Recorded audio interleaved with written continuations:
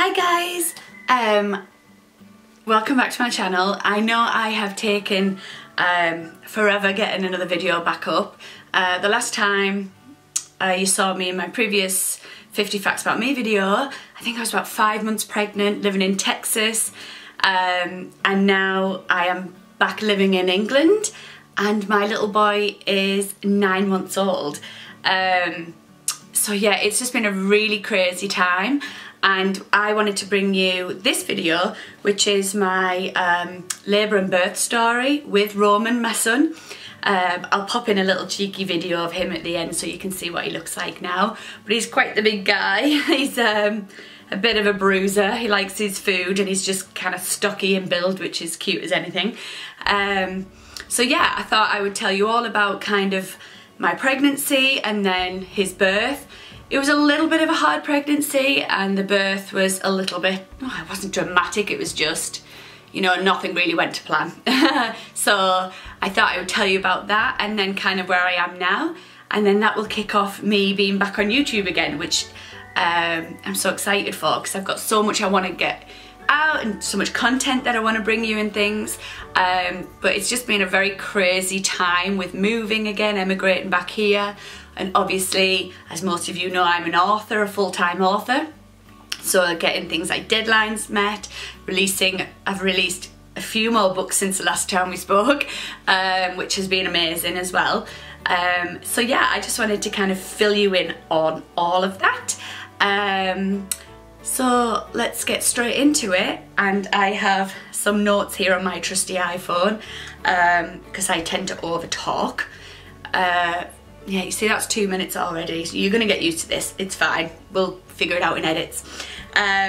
So long story short, I found out I was pregnant in October of 2016, and luckily we had only been trying for a month and I fell pregnant straight away. So that was quite a shock because, I don't know, in my head I had that thing where I thought I'd not fall pregnant for months and I'd have time to prepare. So the next month when I realised I was pregnant, it was a bit of a baptism of fire. I had the typical morning sickness and things like that. But then one day I woke up and I was bleeding. And obviously I was devastated because I just got my head around the fact that I was pregnant and I'd embraced it and I was happy. I wasn't an overly maternal person before it. I had nephews that I adored and things, and I don't know, we just felt it was time in our life to start having kids. I have a very full-on career, a very demanding career, and a career that I absolutely adore. So obviously my worry with that was I won't be able to travel as much, both pregnant and with a baby. But obviously to have a family, those are the things that you just happily kind of sacrifice. You know, you're going to do it because you want to have a baby. So I got my head around that, and then I started bleeding. So I contacted my OB. So I was in America at this point, so I had American care, if you like, with having a baby. So I had my OB, who was fantastic. So I called her and she said, you know, bleeding is obviously a sign of miscarriage. So she asked me to go in and I had a scan and his heart was still beating. So she told me to go back a few days later and I was still bleeding. And I had another scan because she was convinced at this point, she called it a threatened miscarriage at this point, and I was still bleeding and his heart was still beating. We need to do some tests here because something's happening. So I got sent off to a lab. I got some tests and everything done, and when they came back, she called me straight away and said, you need to come into the office today, I need to speak to you, which obviously terrified me. And when I got there, my doctor started talking to me about autoimmune diseases and my heart just dropped because I was like, oh my God, what has she found out from my blood work? And it turns out I had Hashimoto's thyroiditis and hypothyroidism. And that was why my body was, if you like, attacking the baby. So it's an autoimmune disease whereby your thyroid isn't producing the hormones that it should, and it kind of attacks your body. I actually don't fully understand it all. I've read a lot of books on it, but I'm not medically minded, so I struggle with getting my head around it. All I know is that I had very big issues with my thyroid, and at that time they were the biggest because it had gone untreated. It's genetic, so it had gone untreated my whole life, and she said the surge of hormones had kind of triggered this kind of reaction. So I got put on something called WP thyroid very quickly, so it's a medication to help control your thyroid. But obviously I was still bleeding, and it was a bit of a process. So about 3 weeks it took for everything to calm down, and within that time I had several scans to make sure his heart was still beating, because I was still in the threatened miscarriage stage, and that was kind of in the November time. So it was hard because I had a release for a book and everything at that time, which I couldn't really get my head in. I couldn't dedicate my time to it. Obviously I didn't talk about it publicly on my Instagram or anything like that, because no one knew I was pregnant apart from close friends and family. And even actually my friends at that point didn't really know, because I didn't want to have to tell them if I'd lost him. So I was waiting to figure out what would happen. Anyway, long story short, we got everything sorted out. The levels of my thyroid were under control, and I had a relatively normal pregnancy. My morning sickness went after the first trimester. The second trimester was amazing. I got a book written in that time, and I was just kind of flourishing. I loved my baby bump, and yeah, things were just great. And then I started feeling a bit off at around 33 weeks, and that was the start of my preeclampsia. Yeah, so this was, I actually see it in my head as a relatively easy pregnancy, but the beginning and the end were rather dramatic. So yeah, preeclampsia. I'd started getting high blood pressure. I went into my OB's office, and it was so high, she kind of strapped me up to this machine and monitored my baby and monitored me. And the first time my blood pressure was still sky high, so obviously that's the worry. So I was sent for the urine test, where they test the proteins in the urine, and that was very high. Not ridiculously high at that point. We managed to get my blood pressure down because I was put on bed rest. And what we also found out quite early on in the pregnancy was that my baby was a footling breech, which means that his head was facing upwards and his feet were facing down. My OB said it was because I had a heart-shaped womb, so the way that my womb was shaped, it was more comfortable for my baby to be upright. And I kind of have been told that if I do have any more children, that could happen again. So back to 33 weeks, and now I'm on bed rest. So once again, I had to go and buy a blood pressure cuff, and I had to monitor my blood pressure 3 times a day. I wasn't allowed to move off my couch or my bed. She said I could go on my couch because that was where my TV was, and I didn't want to be bored. I was actually meant to be writing as well at this point, and obviously I became so worried with what this could mean, because he was only 33 weeks, and I know that's still, it's a good point to be at in your pregnancy, because, you know, the older he gets, the more chance of anything happened, or if he needed to come out early, then it would be okay, or he would have a fighting chance and things like that.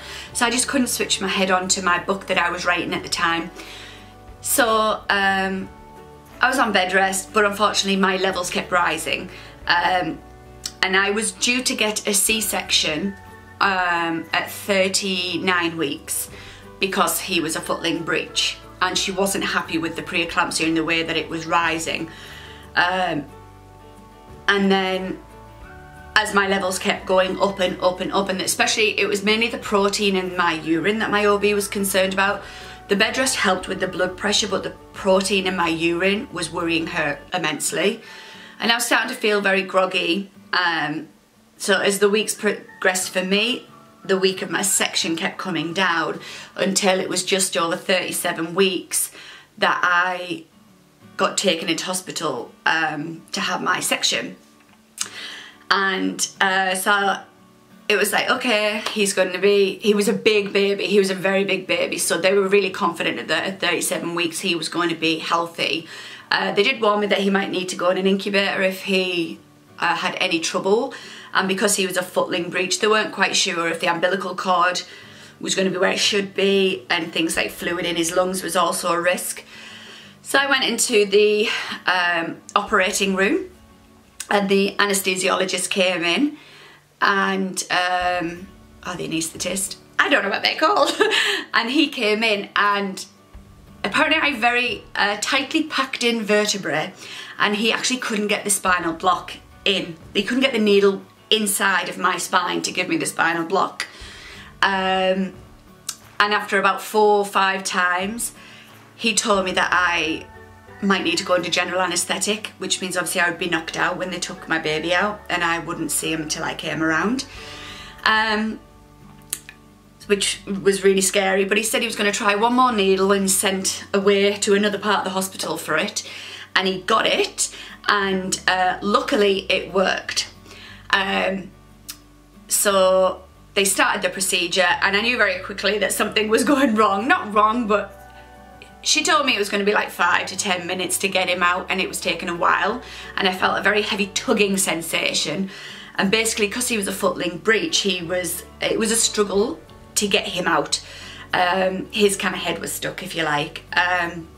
So by the time they got my baby out, they told me that they would cut his umbilical cord and then put him on top of me, which also became something that probably wouldn't have happened, because what can happen when you get a cesarean is your body temperature can drop severely, and mine did. So I ended up being covered in a massive hot blanket, so they wouldn't have been able to actually lay him on my bare chest, but they would have been able to give me him, but they didn't. Instead, 3 nurses kind of whipped across the room to a little workstation that was there, and I could see them working, so I kind of sent my husband over to see what was happening, because obviously I was stuck on the bed and I just started to panic.